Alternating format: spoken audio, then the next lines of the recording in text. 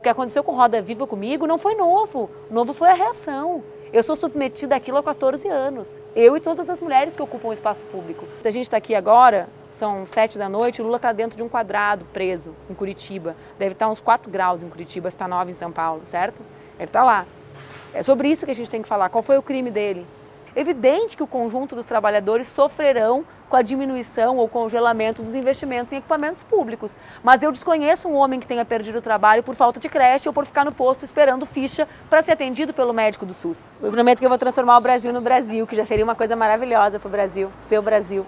Para pensar que o Brasil é extraordinário, né? Mesmo eu sabendo da relevância de eu ser a única candidata mulher, né, de um campo que denuncia um golpe que foi construído de forma misógina, né, e mesmo eu sabendo que a denúncia desse golpe foi uma reação sobretudo das mulheres na base da sociedade, que esse golpe e esse projeto antinacional, né, as saídas para a crise dessa turma punem sobretudo as mulheres, mesmo com isso, né, para mim a questão, não viu que tá difícil. A água? Alto! No volume! Eu desliguei, filha, viu? Não vai dar. Só piora.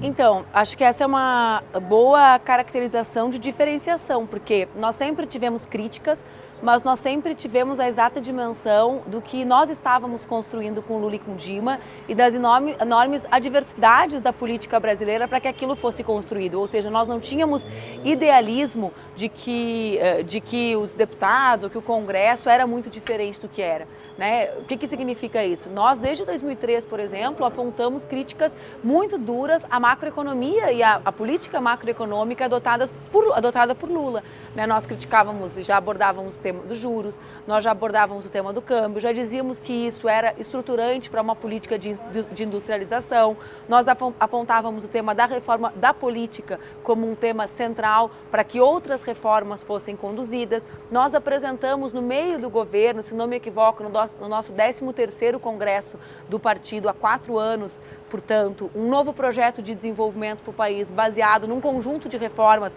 que passavam pela reforma tributária. Então, nós tínhamos críticas, mas nós sempre soubemos a relevância do ciclo de Lula e da necessidade dele ser continuado com Dilma. Acho que o golpe deixou isso claro para o conjunto da população. Uma das maiores provas é que novos atores políticos que engrossavam a crítica àqueles governos passaram a se somar nas iniciativas de defesa, inclusive das vitórias que nós tivemos naquele período.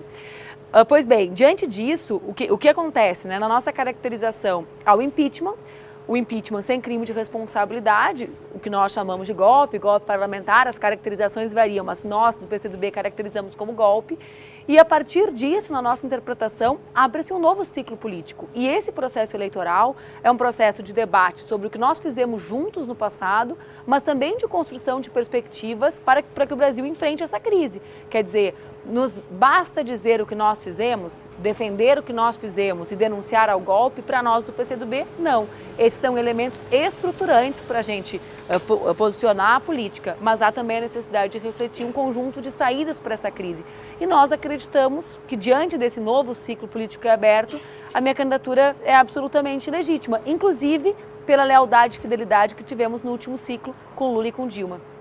Eu acho que o problema sempre é qual o projeto, né? Por quê? Porque quando nós temos clareza de qual o projeto, né, nós uniremos e nos distanciaremos de partidos e de movimentos e de organizações, porque a política não se dá só a partir dos partidos, né, de interesses, como diria o Brizola. Nós nos aproximamos e nos afastamos de interesses a partir do projeto que nós temos para o país. E quando a gente tem clareza de qual é o projeto, isso passa a ser absolutamente natural. Então, para mim, o próximo ciclo, e é isso que está em jogo, né, porque nós estamos diante de uma eleição que vai definir quais os rumos que o Brasil vai tomar, ou quais as decisões que o nosso povo vai tomar e depositar em alguém para que a gente enfrente essa crise política e econômica. Então, esse novo ciclo, né, ele será marcado por qual projeto? Eu defendo que seja um projeto nacional de desenvolvimento. Quem é o adversário central desse projeto? É o rentismo, né? Então, portanto, esse é o veio, digamos assim, que nos separará ou que criará adversários em todos os ambientes da sociedade, inclusive no Congresso. Os representantes disso, né, do capital especulativo, do rentismo, do dinheiro ocioso, do dinheiro que não é investido na produção. Qual é o projeto? É um projeto de desenvolvimento com valorização do trabalho. Quem é aliado disso? É aliado quem coloca em primeiro lugar os interesses do povo brasileiro. Existe como gerar emprego de qualidade sem nós pensarmos um papel estratégico para a indústria? Para mim não existe. Né? Qual o caminho a ser percorrido sem uma indústria tradicional e indústria 4.0, né? Nem só uma e nem só outra, porque alguns caem em ilusões fáceis. A etapa de desenvolvimento do Brasil requer que a gente pense sobre as duas. Existe como pensar em salário bom para o povo sem pensar nisso? Né? Existe como a gente pensar nisso de forma sórdida, sem tecermos críticas a erros que cometemos, como, por exemplo, a ausência de contrapartidas nos investimentos do BNDES ou de contrapartidas mais claras, mais nítidas, mais vinculadas a um projeto de país. Então, para mim, as alianças e as não alianças se dão em torno disso. Né? E eu tenho provas de que isso pode nos levar a êxitos. Por quê? Porque eu fui deputada por 8 anos e fui deputada no segundo governo do presidente Lula e vi que com o projeto sólido, nós, por exemplo, aprovamos o maior orçamento para ciência, tecnologia e inovação da história do país em 2013. Com um projeto sólido, nós garantimos o dobro de vagas em universidades federais com o Reúne. Com um projeto sólido, nós garantimos as 10 milhões de moradias do Minha Casa e Minha Vida, as construídas pelos bancos públicos e pelo movimento social. Com um projeto sólido, com legitimidade, com autoridade política e com clareza de rumo, nós garantimos Banco do Brasil, Caixa Econômica Federal, Correios e Petrobras públicas, garantimos Eletrobras pública, né? Tem gente que acha que isso era irrelevante. Tá aí os interesses, quando o outro projeto é claro, é nítido. Com um projeto claro, nós garantimos que o Centro de Pesquisas da Petrobras encontrasse o pré-sal. E garantimos mais do que isso no primeiro governo da Dilma, mesmo já com o Eduardo Cunha absolutamente empoderado. E eu estava lá, vi esse empoderamento acontecer. Mas nós garantimos, mesmo nesse processo, vejam, com mobilização do movimento social, porque muitas forças políticas relevantes eram contrárias, nós garantimos o investimento do Fundo para a Educação. Então, o que eu quero dizer? Olha, o projeto, a mobilização social, esse exemplo do Fundo do Pré-Sal para a Educação, foi exatamente isso, foi o povo que quis. UNE, UBS e CNTE eram as forças mobilizadas dentro do Congresso. Né? Movimento social intenso é possível transformar. Acho que nós temos 2 exemplos recentes da relevância de uma triangulação disso, né, da força política, da legitimidade, autoridade e projeto que o presidente representa num sistema como o nosso, né, inclusive do ponto de vista de enfrentamento de outros interesses, mesmo midiáticos, né, porque quando o presidente decide falar com o povo, os intermediários são obrigados a transmitir aquela mensagem também, né? Lembrem-se do Lula com a marolinha. Foram obrigados a dizer que ele dizia que era uma marolinha e isso tinha impacto na economia. Então, para além disso, acho que o caso do Uruguai, com o tema da redução da maioridade penal, que foi pouquíssimo abordado no Brasil, e o tema da Argentina, com a legalização do aborto, a primeira etapa vencida no Congresso, para além dos debates em si, que são 2 temas de alta intensidade, de alta polêmica, nos mostram que é também um caminho, o caminho de nós aprofundarmos a consciência da população com instrumentos de participação e que é possível termos vitórias com isso, seja nos congressos conservadores, caso argentino, Povo na Rua, Congresso Conservador, vitória, seja no caso uruguaio, Congresso dividido, plebiscito e povo conscientizado fazendo escolhas dentro de um rumo progressista. Primeiro, a minha interpretação da realidade é que o próximo governo necessariamente será um governo de reformas mais profundas, porque a realidade internacional e nacional é distinta do que nós vivemos no passado. Eu só não me apego, mesmo que elas sejam mais simpáticas, a interpretações simplistas do que o Lula e Dilma fizeram, porque senão a gente quer se abraçar com eles na hora boa da foto e quer não compreender que as vitórias foram construídas em cima dessas contradições, que elas foram reais, elas também garantiram. Isso não se... Certo? Então, portanto, os limites dos avanços fazem parte de um mesmo processo que já está no passado, correto? Ele já é uma fotografia. Não dá para defender o ProUni e esquecer que aquilo ali foi o resultado de uma concepção, né, determinada. Então, acho que são críticas, acho que é muito fácil e é errado, e talvez seja mentira do ponto de vista histórico, dizer que o único problema ou que o problema principal foram as alianças. Talvez seja mais complexo interpretar e ter coragem de dizer que o nosso projeto tinha limites. Certo? E que talvez esses limites tenham sido expressos de forma gritante também, ou de forma visível no último período. Então, voltando à resposta, eu acredito que o próximo ciclo será um ciclo de reformas, diante de uma conjuntura em que é impossível fazer com que todos ganhem, porque o nosso ciclo, né, o ciclo Lula e Dilma, ele é um ciclo em que nós todos ganharam, digamos assim. Então, será preciso enfrentar interesses. Como é que a gente recompõe os gastos públicos no Brasil? Já que esse é um dos temas centrais, existem duas interpretações que são diametralmente opostas, né, e eu me alinho àqueles que defendem a tese de que a capacidade de investimento do Estado é central para a retomada do crescimento da economia, sem esse ajuste fiscal que diminui investimentos públicos, certo? Na minha interpretação, um dos caminhos, não o único, mas um dos caminhos é a reforma tributária, certo? Então, isso fará com que a gente enfrente os multimilionários brasileiros. Quantos por cento do povo eles são? São 1.000? Chegam a 1? Tu entende? Então, quanto mesmo isso representa? Para mim, é muito pouco. Existe como a gente pensar numa... Tu usaste um termo, né? Da burguesia nacional, mas existe como a gente pensar num setor produtivo nacional que tenha tu falaste algumas contradições, né? Fecha a indústria, mas ao mesmo tempo eles aderem a esse caminho.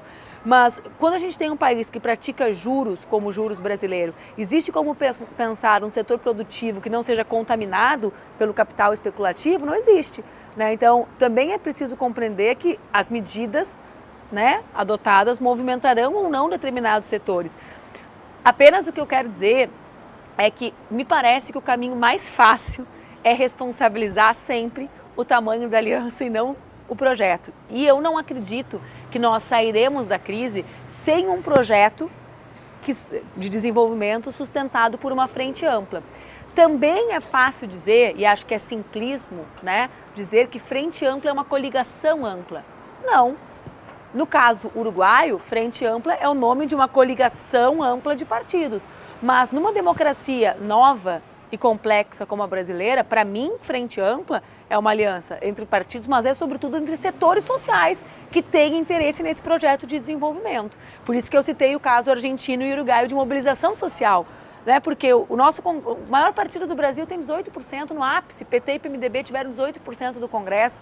Então, é uma estrutura multipartidária, né? Como que a gente constrói a maioria se não for socialmente, se não for de fora para dentro com a sociedade dialogando com o Congresso? E esse projeto que eu tento representar nessa eleição, na minha interpretação, dialoga com a maioria do povo brasileiro e com a maioria dos interesses nossos. Hoje, desse projeto, fazem parte 4 candidaturas, né? A nossa, a do Lula, a do Ciro e a do Boulos, que foram as 4 candidaturas que, junto ou unitariamente a partir dos partidos é cacofônico, né? Mas a partir das escolas, das fundações dos partidos, formalizaram ou estabeleceram um programa mínimo de saídas para a crise, ao qual nós chamamos de Projeto Nacional, Novo Projeto Nacional de Desenvolvimento. Então, do ponto de vista do espectro partidário do Brasil e das candidaturas postas, são essas 4 que têm ideias razoavelmente comuns, embora não sejam todas idênticas, senão nós já estaríamos unidos numa só candidatura, né? Que expressam isso. Hoje é isso. Teu DEM, né? Estou falando do ponto de vista dos partidos, né? Na sociedade é muito maior do que isso. Né? Eu acho que se a gente estabelece um diálogo franco com o povo brasileiro sobre o nosso conjunto de reformas, então, se a gente consegue, muitos, né? Tirar o pé, botar o pé no barro, tirar o pé dos gabinetes, como a gente fala, e conversar com o povo sobre o real significado da reforma tributária, se a gente consegue falar sobre o real significado da reforma da mídia, se a gente consegue falar sobre o real significado da reforma urbana, quantos por cento não aderem a isso? Mas do ponto de vista do espectro partidário das candidaturas colocadas, embora alguns gostem de dizer que são 3, né, na minha interpretação são 4 os que são signatários dessa carta compromisso que nós chamamos de programa mínimo.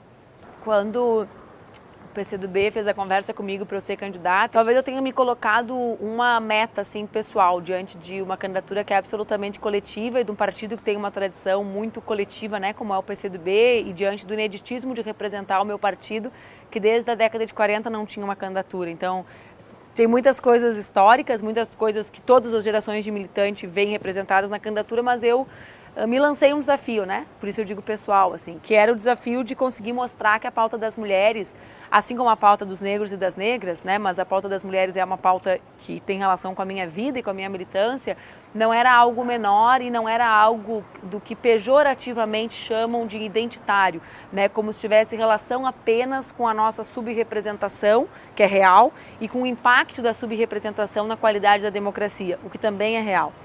Então, todo o esforço que a gente faz é de convergir ou de mostrar que não existe projeto de desenvolvimento sem povo, né? E que o povo brasileiro são os negros e as negras e são as mulheres, e que a desigualdade brasileira se estrutura a partir das questões de gênero e de raça. Ou seja, que esses temas não são temas superficiais ou supérfluos para compreender como o Brasil se desenvolverá e quais as razões pelas quais nós não enfrentamos a desigualdade brasileira.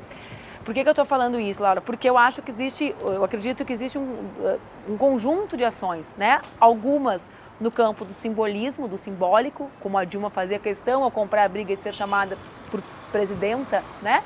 Para mostrar a nossa invisibilidade, para mostrar a baixa qualidade da nossa democracia com relação à representatividade da sociedade.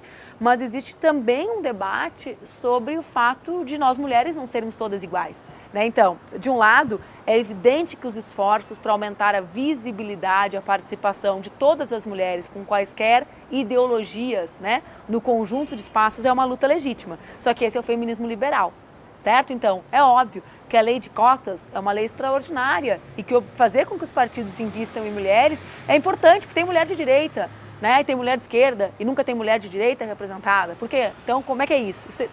Tem negro de direita e negro de esquerda, né? Não é chapada a sociedade, as mulheres não são chapadas, os negros e as negras não são chapados. Só que a mim interessa enfrentar esse tema da desigualdade brasileira. Então, quais as mulheres são submetidas a essa desigualdade e quais os caminhos? Então, isso é uma preliminar, né, do nosso posicionamento político.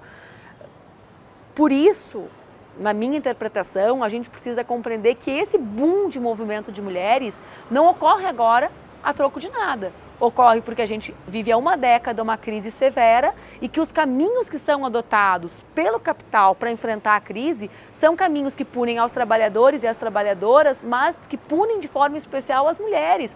A crise e as saídas para a crise que eles propõem punem mais as mulheres do que aos homens. A crise é mais cruel com as mulheres do que com os homens, certo? Então, diminuir o Estado a partir da emenda constitucional 95 é igual para mulheres e para homens trabalhadores, evidente que o conjunto dos trabalhadores sofrerão com a diminuição ou congelamento dos investimentos em equipamentos públicos. Mas eu desconheço um homem que tenha perdido o trabalho por falta de creche ou por ficar no posto esperando ficha para ser atendido pelo médico do SUS. Certo? Então, na vida real, a estrutura de cuidados da sociedade, não o cuidado afetivo, né? O cuidado obrigatório, levar e buscar na escola, ficar responsável quando falta o professor, cuidar no turno inverso que é desassistido, né? Garantir a consulta da saúde, o leito. Esses cuidados da sociedade, eles cabem a nós. E se o Estado não assume essa responsabilidade pela estrutura de cuidados, são as mulheres as punidas.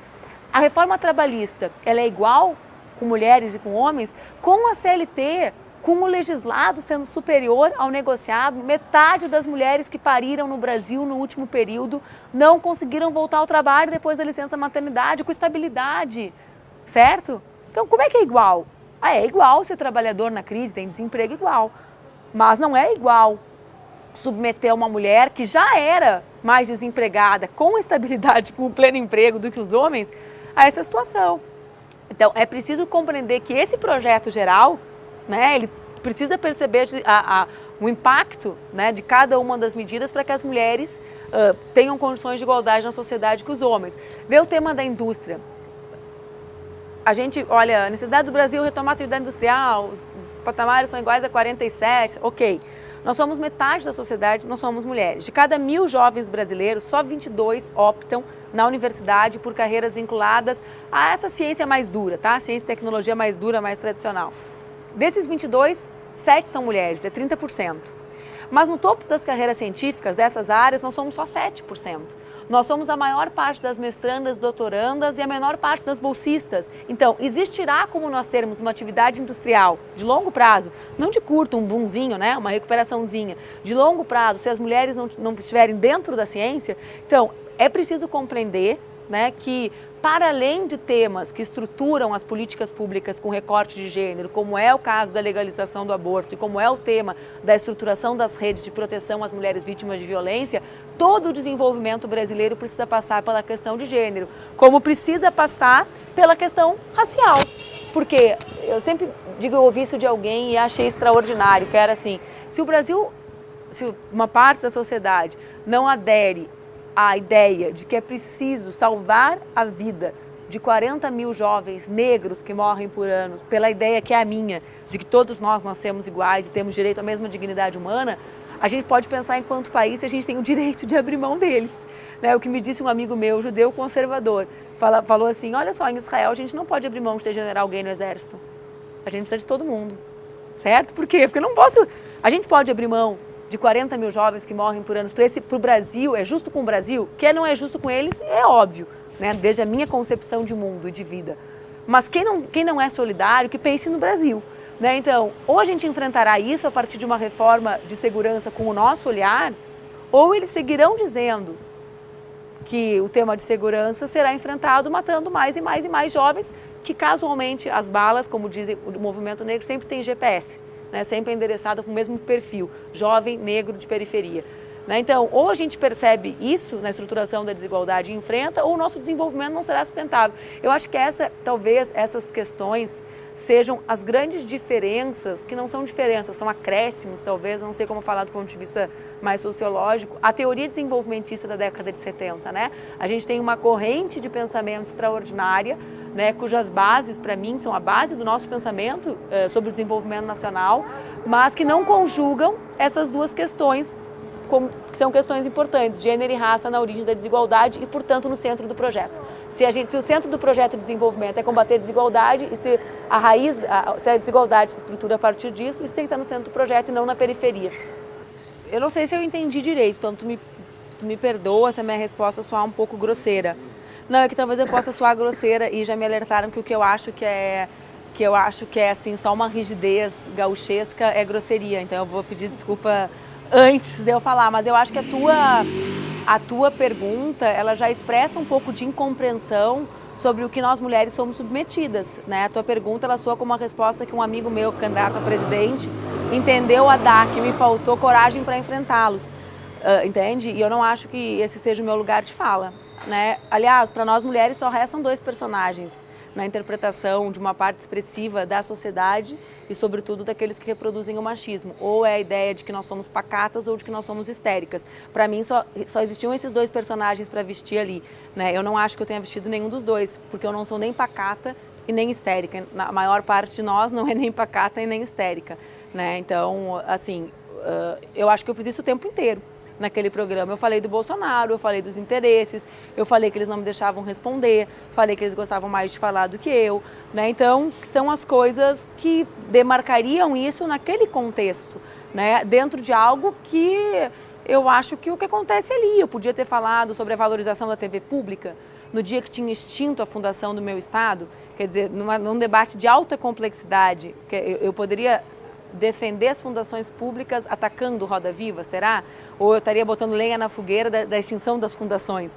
Então, são debates de alta complexidade que, com as práticas de interrupting, de ser interrompida, são difíceis de serem feitos. Eu nem sei se uma parte das pessoas que criticaram a minha postura compreenderam algumas perguntas de densidade filosófica que foram feitas, como o tema de democracia em si ou não em si, que é um tema do debate do comunismo internacional italiano. Eu pensava assim na hora de responder, quantas pessoas sabem que o PC italiano fez esse debate na década de 70, sabe? Talvez os comunistas não saibam que isso aconteceu. É um debate super, né? Eu sei porque eu fiz ciências sociais, porque eu sou militante há 20 anos do PCdoB, tu entende? Então, assim, eu não tenho idealismo com a imprensa, nem para um lado e nem por outro. Tu entende? Por exemplo, eu me irrito, eu sou jornalista, e eu me irrito quando eu vejo dirigente de esquerda mandar bater em jornalista que é peão. É como eu chegar numa multinacional aqui na esquina e dar uma surra no caixa. Né? O peão é peão aqui, é peão na imprensa, peão é peão, certo? Então, eu não tenho nem idealismo, né, de achar, nem ilusão de classe, como a gente fala tecnicamente, e nem a ideia de que ali só existem inimigos, adversários, existem jornalistas que trabalham nos grandes veículos. Não existe? Vocês não conhecem? Eu conheço alguns e algumas. Então, assim, desculpa, eu acho só que a tua pergunta ela sai de um lugar que é o lugar que eu poderia ter agido diferente, né? E eu quero te dizer que se eu tivesse agido diferente, hoje a gente estaria falando sobre o meu histerismo, né? Sempre haverá uma interpretação sobre como as mulheres reagem a circunstâncias assim. Era isso com a Dilma. Quando a Dilma dizia, ela era despreparada e ela era o quê? A grosseira, a mal amada e a histérica. Né? Então, o problema não está nisso, o problema não está em nós, o problema está na prática que acontece conosco, que acontece conosco quando nós somos de esquerda. Eu sugiro que vocês busquem o cruzamento só de gênero no Roda Viva e quando é gênero e classe, né? Comparem os números de interrupção a mim e a Marina e vocês terão a resposta sobre isso. 2, eu acho que esses espaços são espaços para apresentar ideias, certo? Para a sociedade, sobre tudo isso, porque se não aproveita os canhões para falar com o povo sobre o que é de interesse de debate com o povo, tu faz uma política demarcatória. E eu, sinceramente, não é o caso da Jandira diante do golpe, porque ali era o golpe acontecendo, né? Então, falar com o povo sobre o golpe era o prioritário. Mas eu não gosto de política demarcatória, porque ela me ajuda, faz eu ficar bonitinha, faz eu ganhar likes na internet, mas o povo está se ferrando, a gente precisa ganhar a eleição. Ou seja, eu poderia falar, ai, seus M, vocês estão aqui fazendo interrupting, mansplaining, gastalling, vamos falar sobre isso? Poderia, ia ser massa, mas eu estava tentando falar sobre a reforma trabalhista, eu estava tentando falar sobre a necessidade de nós nos unirmos, eu estava tentando falar que Lula é inocente.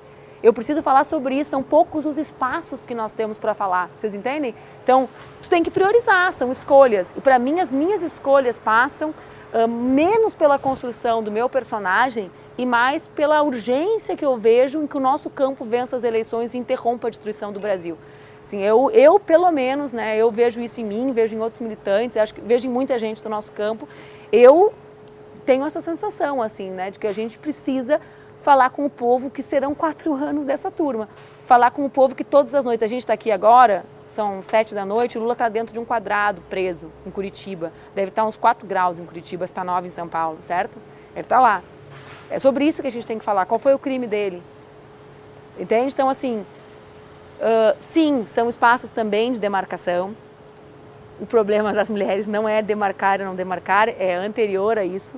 Né? Mas eu priorizo falar sobre coisas que, para mim, são as mais urgentes. E agora as mais urgentes passam por unidade, passam por projeto, passam pela inocência do Lula e passam pela denúncia do que é o Temer e não o Temer, o projeto que ele representa, porque senão os outros passam de lombo liso e aí ele fica como o ruinzinho da história e o projeto dele como algo viável na boca de um Bolsonaro, de um Alckmin, de um Henrique Meirelles, de um Álvaro Dias, enfim, desse conjunto de gente aí. 2 questões. Hoje o cenário eleitoral tem o Lula como primeiro lugar, certo? Então, assim, essa decisão da justiça, ao tempo que ela se dará e como ela se dará, ela é objeto de disputa política do PT, porque ele é o candidato do PT, e da sociedade que defende que o povo tenha direito de fazer a escolha com relação ao seu próximo presidente. E eu acho que eles estão em lençóis muito piores do que os nossos. Quem é o segundo nome deles? É o Alckmin, que não decola, né? É pinto com corta as asas quando nasce para não voar do galinheiro. Você sabe que faz isso? É horrível. Quem é o outro nome deles? É o Henrique Meirelles, que está abaixo de mim na eleição, mesmo estando a vida inteira, ou uma parte expressiva da vida, ocupando espaços no governo, que agora tenta dizer que é lulista, que foi ministro Lula. Quer dizer, quem é mesmo que vai encarnar o projeto do Temer? Porque o Temer é uma unanimidade. Ninguém quer ele, ninguém do povo defende isso. Então, eu acho que eles estão... Primeiro, Lula é candidato em primeiro lugar. Segundo, eles estão em péssimos lençóis. Né? O projeto deles é inviável. Eles tiveram 2 anos de golpe. Eles estão destruindo o Brasil. Eles disseram, e uma parte do povo sabe disso.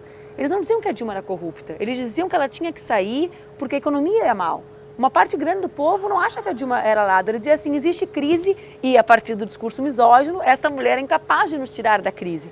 Então, vamos botar esses caras. E o que eles fizeram? Eles agudizaram a crise, eles aumentaram 3 milhões o número de desempregados, eles fizeram reforma trabalhista, eles venderam... Então, na vida real, quem é o corpo que vai pegar esse fantasma do governo Temer? Né? Eles têm esse problema. Acho que essas são as 2 questões centrais, mas existe uma preliminar. Nós do PCdoB fizemos e fazemos todos os esforços para aumentar, para que existisse uma saída conjunta para o nosso campo, todos, né? Inclusive chegando ao limite do gesto maior que eu poderia fazer, quer dizer, nós somos 4. Se o problema sou eu deixo de ser candidata, porque virtualmente existem 2 espaços numa chapa, é isso? Virtualmente existe o presidente e o vice, então ok, regra são 4, fiquem 3, decidam entre vocês. Como eu disse antes, a minha preocupação não é em botar no meu currículo que eu sou candidata a presidente ou algo que é mais relevante, que eu sou a única mulher candidata do nosso campo depois de um golpe misógino, que a reação foi sobretudo das mulheres, diante de uma crise que pune sobretudo as mulheres. Porque, como eu disse antes, mesmo a questão de gênero é submetida a um projeto de país. Não me adianta fazer um discurso demarcatório sobre isso se a gente não interromper um projeto de destruição do Brasil. Então, mesmo diante disso tudo, para mim, o centro era a ampliação da nossa unidade, só que quando três não querem, 4 não dançam, né?